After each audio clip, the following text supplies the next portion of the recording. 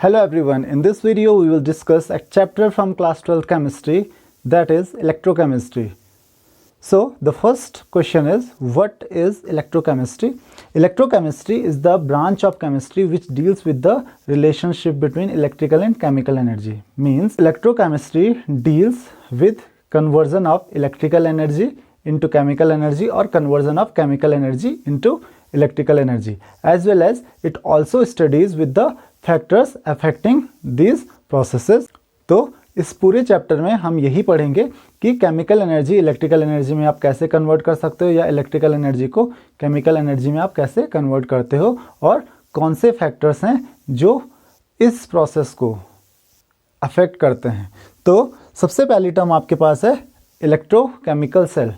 Electrochemical cell is the device which converts chemical energy into electrical energy.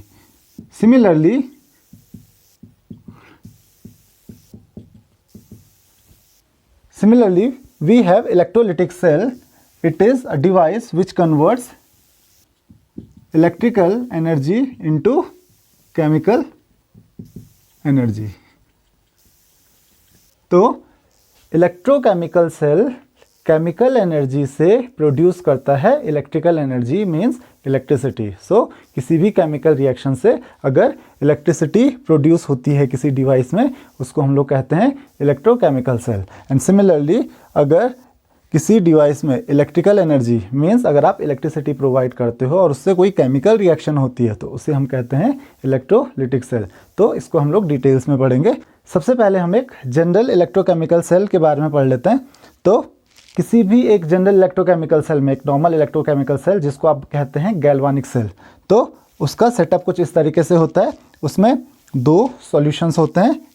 For example एक zinc sulphate, दो अलग अलग electrolytic solutions होते हैं, और एक होता है कॉपर सल्फेट। तो एक यहाँ पे जिंक सल्फेट एक इलेक्ट्रोलिटिक सॉल्यूशन हो गया और दूसरा इलेक्ट्रोलिटिक सॉल्यूशन है हमारे पास कॉपर सल्फेट। ये इलेक्ट्रोलिटिक सॉल्यूशन क्या होते हैं? जिनमें आप इलेक्ट्रोलाइट ऐड करते हो।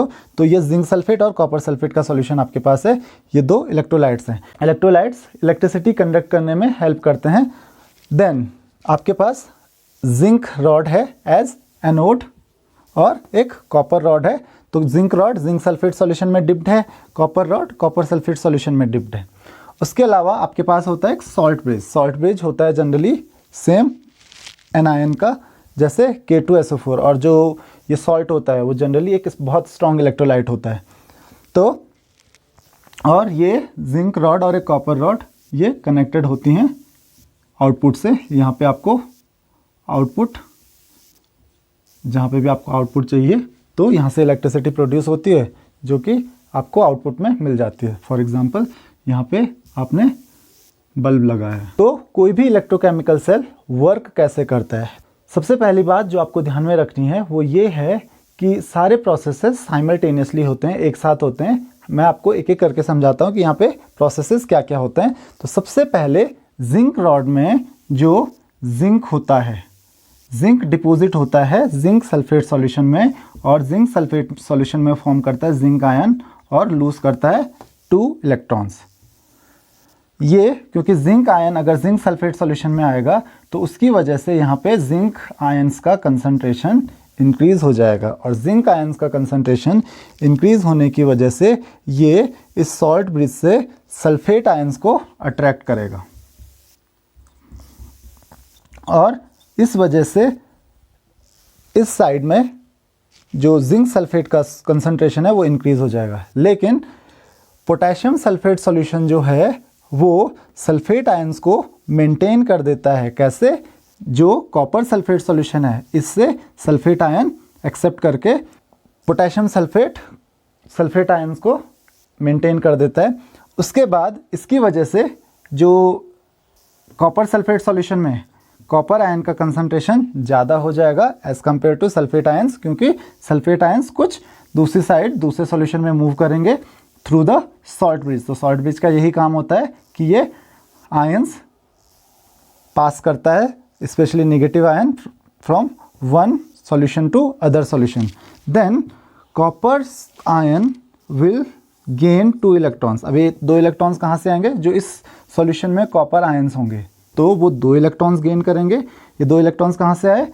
From zinc. तो जिंक से 2 electron from this way copper electrode पे पहुंचेंगे और कॉपर आयन वहाँ पे इलेक्ट्रोड एक्सेप्ट करके कॉपर रॉड पे डिपॉजिट हो जाएगा। तो ये प्रोसेस कंटिन्यूसली चलता है। यहाँ पे जिंक लिबरेट होता है और 2 इलेक्ट्रॉन लूज करता है, इलेक्ट्रॉन्स दूसरे इलेक्ट्रोड पे जाते हैं और क्योंकि जिंक का आयन कंसंट्रेशन बढ़ जाता है तो sulphate ions copper sulphate solution से दूसरे सॉल्यूशन में पास होते हैं और उसके साथ साथ जो कॉपर आयन का क्योंकि कंसंट्रेशन बढ़ जाता है यहाँ पे, तो कॉपर आयन 2 इलेक्ट्रॉन्स गेन करके यहाँ पे डिपॉजिट हो जाता है। तो ये प्रोसेस चलता रहेगा क्योंकि यहाँ पे zinc ion continuously electron lose कर रहा है तो जिंक इलेक्ट्रोड जो है वो कंटिन्यूसली थिन होता जाएगा और यहाँ पे कॉपर डिपॉजिट होते जा रहा है। तो यहाँ पे कॉपर डिपॉजिट होता जाएगा और ये इलेक्ट्रोड थिक होते जाएगा। दूसरी चीज़ आपको जो ध्यान में रखनी है कि यहाँ पे कंटिन्यूसली इलेक्ट्रोड जो इलेक्ट्रोलिटिक सॉल्यूशन है वहाँ से इलेक्ट्रोलाइट्स धीरे धीरे कम हो रहे हैं क्योंकि यहाँ पे कॉपर सल्फेट में सल्फेट आयंस दूसरी तरफ चले जा रहे हैं और कॉपर आयंस जो हैं वो कैथोड पे डिपॉजिट हो जाते हैं। तो इसकी वजह से कॉपर सल्फेट का जो कंसंट्रेशन होगा धीरे धीरे कम होता रहेगा। तो एक टाइम आएगा या तो कॉपर सल्फेट का जो कंसंट्रेशन है वो इतना कम हो जाएगा कि उसके बाद इलेक्ट्रिसिटी फ्लो नहीं हो पाएगी या फिर जिंक रॉड जो है वो कम्प्लीटली कंज्यूम हो जाएगी। तो किसी भी केस में इलेक्ट्रिसिटी फ्लो होना बंद हो जाएगी। कंटिन्यूसली यहाँ पे तब तक इलेक्ट्रॉन्स फ्लो होते रहेंगे।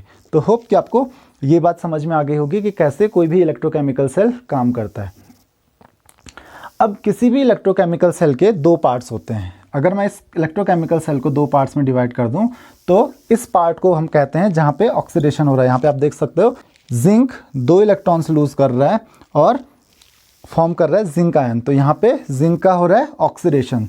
तो जिस इलेक्ट्रोड पे ऑक्सीडेशन होता है उसको हम लोग कहते हैं एनोड और इस हाफ को हम लोग कहते हैं ऑक्सीडेशन हाफ सेल। तो इधर वाला जो पार्ट होगा this is oxidation half cell. दूसरा आप देख सकते हो इस इलेक्ट्रोड पे जो कॉपर आयन है वो 2 इलेक्ट्रॉन गेन कर रहा है, इसका मतलब इलेक्ट्रॉन गेन कर रहा है। यहाँ पे क्या हो रहा है? रिडक्शन।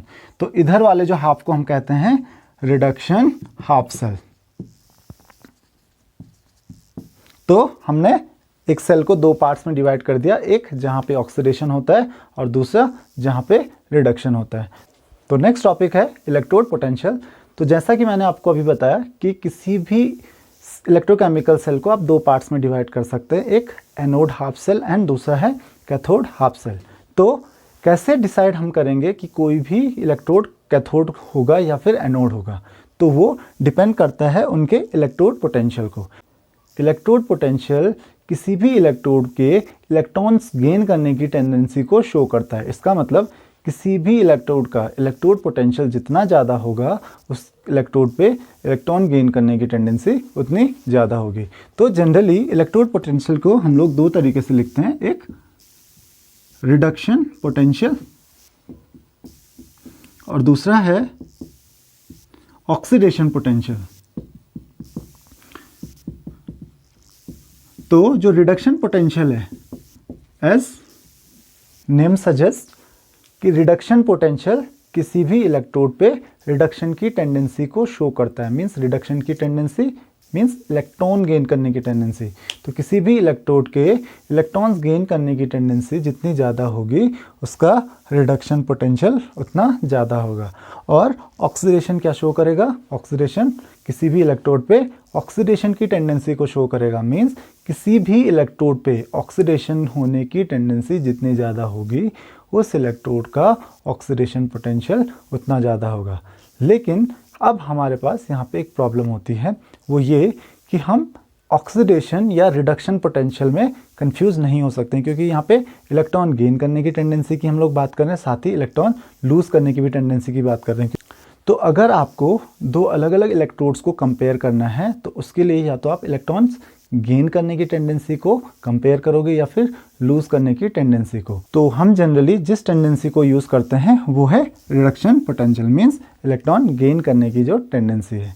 तो अब जिस इलेक्ट्रोड के इलेक्ट्रॉन्स गेन करने की टेंडेंसी ज़्यादा होगी वो इलेक्ट्रोड होगा कैथोड और जिस इलेक्ट्रोड के इलेक्ट्रॉन लूज़ करने की टेंडेंसी ज़्यादा होगी, या आप ये कह सकते हो कि जिस इलेक्ट्रोड के इलेक्ट्रॉन गेन करने की टेंडेंसी कम होगी वो होगा एनोड।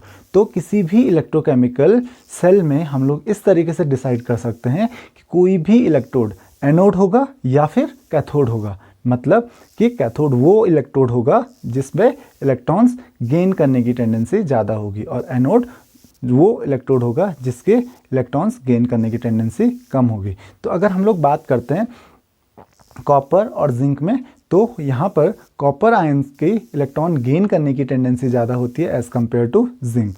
तो यहाँ पर कॉपर इलेक्ट्रोड कैथोड की तरह वर्क करेगा क्योंकि वहाँ पे रिडक्शन होने की टेंडेंसी ज़्यादा है, जबकि जिंक एनोड की तरह वर्क करेगा। तो अब आपको इस क्वेश्चन का आंसर मिल गया होगा कि क्यों कॉपर ही कैथोड होगा, क्यों कॉपर पे ही रिडक्शन होगा और जिंक पे ऑक्सीडेशन क्यों होगा। ऐसा क्यों नहीं होगा कि कॉपर पे ऑक्सीडेशन हो और जिंक पे रिडक्शन हो, क्योंकि कॉपर पे रिडक्शन की टेंडेंसी ज़्यादा है जबकि जिंक में ऑक्सीडेशन की टेंडेंसी ज़्यादा है।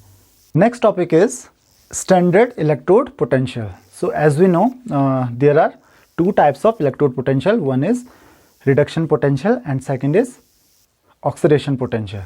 तो यहाँ पे हमको अगर दोनों इलेक्ट्रोड पोटेंशियल में चूज़ करना होगा, क्योंकि दोनों पोटेंशियल्स के यहाँ डिफरेंट हैं। One is the tendency to gain the electron and other is tendency to lose the electron. तो हमको इन दोनों में से एक को चूज़ करना है, क्योंकि अगर हम लोग दो इलेक्ट्रोड्स के इलेक्ट्रोड पोटेंशियल को कंपेयर करते हैं, क्योंकि जब हम कंपेयर करेंगे तभी हमको पता चलेगा कि वो एज अ कैथोड वर्क करेगा या फिर एज एन एनोड वर्क करेगा। तो उसके लिए या तो हमको उनके रिडक्शन पोटेंशियल कंपेयर करने हैं या फिर ऑक्सीडेशन पोटेंशियल कंपेयर करने हैं। हम एक इलेक्ट्रोड के रिडक्शन पोटेंशियल को दूसरे इलेक्ट्रोड के ऑक्सीडेशन पोटेंशियल से कंपेयर नहीं कर सकते हैं। तो जनरली जब भी हम लोग स्टैंडर्ड इलेक्ट्रोड पोटेंशियल की बात करते हैं तो स्टैंडर्ड इलेक्ट्रोड पोटेंशियल हम हमेशा लेते हैं रिडक्शन पोटेंशियल। अब क्वेश्चन ये आता है कि स्टैंडर्ड इलेक्ट्रोड पोटेंशियल होता क्या है। तो किसी भी इलेक्ट्रोड को अगर आप इमर्स करते हो उसके सॉल्यूशन में जिसका कंसंट्रेशन होता है 1 मोलर और टेम्परेचर अगर उसका होगा 25 degree Celsius at 1 atmospheric pressure, तो इलेक्ट्रोड और सॉल्यूशन के बीच में, इलेक्ट्रोलिटिक सॉल्यूशन के बीच में जो पोटेंशियल डिफरेंस होगा उसको हम कहते हैं standard electrode potential. So you can say the potential difference between the electrode and 1 molar solution of the metal at 25 degree Celsius and 1 atmospheric pressure is known as standard electrode potential, and the standard electrode potential is denoted by E naught. Now the next thing is standard hydrogen electrode. अब standard hydrogen electrode क्या होता है? क्योंकि standard electrode potential किसी भी metal का calculate करना बहुत डिफ़िकल्ट होता है, तो उसके लिए हम लोग यूज़ करते हैं standard hydrogen electrode. Standard hydrogen electrode का जो स्टैंडर्ड इलेक्ट्रोड पोटेंशियल एज्यूम करते हैं हम लोग दैट इज़ 0। तो there is a platinum wire which is attached to a platinum foil coated with platinum black. इसको हम रखते हैं एक सील्ड ट्यूब में और जिसमें हम पास करते हैं H2 गैस, हाइड्रोजन गैस, जो कि 1 एटमॉस्फेरिक प्रेशर पे होगी, और ये होगा एक 1 मोलर HCl सॉल्यूशन में। तो अगर हम लोग यहाँ पे देखेंगे तो H2 जो है हाइड्रोजन, ये कन्वर्ट होती है 2H प्लस में। इसका मतलब ये इसका हो रहा है ऑक्सीडेशन, और HCl में जो H प्लस आयन है ये कन्वर्ट होती है H2 में, तो यहाँ पे हो रहा है रिडक्शन। तो इस प्रोसेस में ऑक्सीडेशन और रिडक्शन दोनों हो रहे हैं, और हम हाइड्रोजन का इलेक्ट्रोड पोटेंशियल क्योंकि उसका इलेक्ट्रोड पोटेंशियल 0 हम लोग एज्यूम करते हैं, तो हम लोग ऑक्सीडेशन की बात करें या रिडक्शन की बात करें दोनों 0 होंगे। बट हम लोग अगर स्टैंडर्ड इलेक्ट्रोड पोटेंशियल की बात करते हैं तो वो हमेशा रिडक्शन इलेक्ट्रोड पोटेंशियल को ही लिया जाता है। The next topic is EMF of a cell. So EMF of a cell is the potential difference between 2 electrodes that is cathode and anode when no current is passing through the circuit. तो कभी भी किसी भी circuit में अगर current pass नहीं हो रहा है, तो उस सेल में, किसी भी सेल से अगर करंट पास नहीं हो रहा है तो उस सेल में जो कैथोड और एनोड के बीच का जो पोटेंशियल डिफरेंस होगा उसको हम लोग कहते हैं ईएमएफ ऑफ द सेल। तो ईएमएफ का जो फॉर्मूला होता है, ईएमएफ को हम लोग डिनोट करते हैं ई नॉट सेल से। The formula of EMF of the cell is E naught cathode, जो कैथोड का electrode potential minus E naught anode का इलेक्ट्रोड पोटेंशियल। तो मैंने आपको अभी बताया कि दोनों इलेक्ट्रोड्स का जो पोटेंशियल डिफरेंस होता है, तो अगर ई नॉट कैथोड, ये इलेक्ट्रोड पोटेंशियल है कैथोड का और ये एनोड का इलेक्ट्रोड पोटेंशियल है, तो कैथोड का इलेक्ट्रोड पोटेंशियल माइनस एनोड का इलेक्ट्रोड पोटेंशियल, ये हो गया दोनों के बीच का पोटेंशियल डिफरेंस, और इसको हम लोग कहते हैं ईएमएफ ऑफ द सेल। दूसरी चीज़ है आपके पास सेल पोटेंशियल। किसी भी सेल का सेल पोटेंशियल दोनों इलेक्ट्रोड्स के बीच का पोटेंशियल डिफरेंस होता है अगर उस सेल से आप करंट ड्रॉ कर रहे हो, उस सेल से करंट पास हो रही है। तो आप कह सकते हो कि ई सेल पोटेंशियल को हम लोग ई सेल से डिनोट करते हैं, that is equal to E cathode minus E anode. Next है आपके पास रिप्रेजेंटेशन ऑफ सेल। तो आपको किसी भी सेल को रिप्रेजेंट करना है तो उसको रिप्रेजेंट करने का एक तरीका होता है जिससे आप पता कर सकते हैं कि कौन सा कैथोड है और कौन सा एनोड है। सपोज किसी भी इलेक्ट्रोकेमिकल सेल में एक रिएक्शन हो रही है, जैसे कि हमने पिछला वाला एक इलेक्ट्रोकेमिकल सेल देखा था, तो वहाँ पे जो जिंक है, जिंक कन्वर्ट हो रहा था जिंक आयन में और कॉपर आयन कन्वर्ट हो रहा था कॉपर में। तो यहाँ पे आप देख सकते हैं कि जिंक कन्वर्ट हो रहा है जिंक आयन में, कॉपर आयन कन्वर्ट हो रहा है कॉपर में। तो किसी भी सेल को रिप्रेजेंट करने का तरीका क्या होता है कि जो कैथोड है, कैथोड का हम लोग लिखते हैं राइट साइड में और एनोड को हम लिखते हैं लेफ्ट साइड में। तो क्योंकि एनोड में जिंक कन्वर्ट हो रहा है Zn2+ आयन में, तो हम लोग इसको इस तरीके से लिखते हैं, zinc is being converted to Zn2+ ion and copper 2+ ion is being converted to copper। यहाँ पे लेफ्ट हैंड साइड में आप एनोड को रिप्रेजेंट करोगे एंड राइट हैंड साइड में आप कैथोड को रिप्रेजेंट करोगे। तो ये आपका तरीका है किसी भी सेल को रिप्रेजेंट करने का। तो अगर आपके पास इस तरीके से कोई भी सेल दिया हुआ है तो आपको तुरंत समझ जाना है कि this is cathode, this is anode. The next thing is कि इलेक्ट्रोड पोटेंशियल को किस तरीके से रिप्रेजेंट किया जाता है। तो जनरली जो इलेक्ट्रोड पोटेंशियल होता है, सपोज यहाँ पे कॉपर आयन कॉपर में कन्वर्ट हो रहा है, तो it is denoted as E naught Cu2+ by Cu। अगर इसी चीज़ को इस तरीके से डिनोट किया जाए Cu2+, तो it is not the way to show standard electrode potential, क्योंकि यहाँ पे क्या शो कर रहा है ऑक्सीडेशन, यहाँ पे क्या शो कर रहा है रिडक्शन। तो रिडक्शन इलेक्ट्रोड पोटेंशियल ही स्टैंडर्ड इलेक्ट्रोड पोटेंशियल होता है, जबकि ये क्या शो कर रहा है ऑक्सीडेशन पोटेंशियल। तो हो सकता है कभी आपके पास इस फॉर्म में इलेक्ट्रोड पोटेंशियल शो किया गया हो, तो आपको ये ध्यान में रखना है कि this is oxidation potential and not reduction potential. और ऑक्सीडेशन पोटेंशियल को रिडक्शन पोटेंशियल में आप कन्वर्ट कर सकते हो, जस्ट आपको साइन चेंज करना है। अगर वो पॉजिटिव है तो नेगेटिव हो जाएगा और अगर वो नेगेटिव है तो वो पॉजिटिव हो जाएगा। तो आपको सिर्फ इतना ध्यान रखना है कि अगर इस तरीके से रिप्रेजेंट है, जो जनरली होता नहीं है, तो उसको इसमें कन्वर्ट करने के लिए आपको सिर्फ और सिर्फ साइन चेंज करना है एंड देन आपके पास फॉर्मूला है, that is E cell equal to E cathode minus E anode.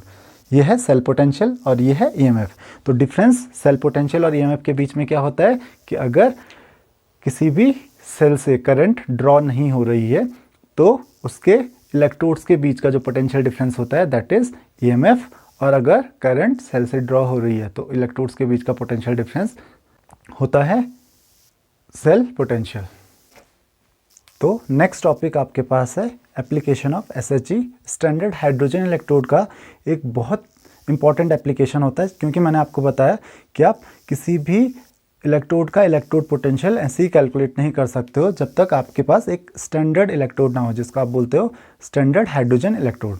तो स्टैंडर्ड हाइड्रोजन इलेक्ट्रोड की हेल्प से आप किसी भी इलेक्ट्रोड का इलेक्ट्रोड पोटेंशियल कैलकुलेट कर सकते हो। जैसे कि आपको पता है दैट इज EMF, अगर आपको पता है that is E naught cell is equal to E naught cathode minus E naught anode.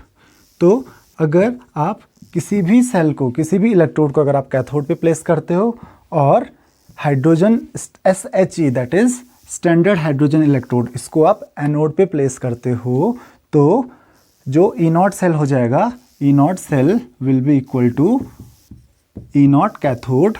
E naught cathode मतलब किसी भी इलेक्ट्रोड का electrode potential minus E naught anode. अगर आप एनोड पे हाइड्रोजन को रखोगे तो ई नॉट एनोड क्या हो जाएगा, 0। तो यहाँ पे E naught cathode will be equal to E naught cell. और ई नॉट सेल क्या है, EMF सेल का। EMF सेल का आप इजीली कैलकुलेट कर सकते हो, तो आपको किसी भी इलेक्ट्रोड का इलेक्ट्रोड पोटेंशियल पता चल जाएगा। तो इसके लिए स्टैंडर्ड हाइड्रोजन इलेक्ट्रोड बहुत इंपॉर्टेंट है, जिसकी हेल्प से आप इलेक्ट्रोड पोटेंशियल कैलकुलेट कर सकते हो। The next topic is electrochemical series. तो इलेक्ट्रोकेमिकल सीरीज एक सीरीज होती है इलेक्ट्रोड्स की, जहाँ पे इलेक्ट्रोड्स को अरेंज किया जाता है according to their electrode potential. So they may be arranged highest to lowest और लोवेस्ट टू हाईएस्ट। सबसे पहले हाईएस्ट इलेक्ट्रोड पोटेंशियल जिसका होगा, फिर डिक्रीजिंग ऑर्डर में, या फिर लोवेस्ट जिसका होगा देन इंक्रीजिंग ऑर्डर में। तो एक ऑर्डर में अरेंज किया जाता है इलेक्ट्रोड्स को, और उसमें जो सीरीज बनती है उसको हम लोग कहते हैं इलेक्ट्रोकेमिकल सीरीज। नाउ इस इलेक्ट्रोकेमिकल सीरीज के यूज़ क्या हैं? ये इलेक्ट्रोकेमिकल सीरीज काफ़ी इंपॉर्टेंट होती है हमारे लिए। तो इस इलेक्ट्रोकेमिकल सीरीज के यूज़ क्या क्या होते हैं, तो देख लेते हैं कुछ uses. First is to calculate the EMF of cell. तो आपको पता है कि EMF का जो फॉर्मूला होता है that is E naught cell equal to electrode potential of cathode minus electrode potential of anode. इस तरीके से आप EMF कैलकुलेट कर सकते हो अगर आपको ई नॉट कैथोड पता है और ई नॉट एनोड पता है। E naught cathode means electrode potential of cathode. Electrochemical series में हर इलेक्ट्रोड का इलेक्ट्रोड पोटेंशियल होता है, उसी तरीके से ई नॉट एनोड आप सिर्फ इलेक्ट्रोकेमिकल सीरीज से देख के EMF कैलकुलेट कर सकते हो किसी भी सेल का।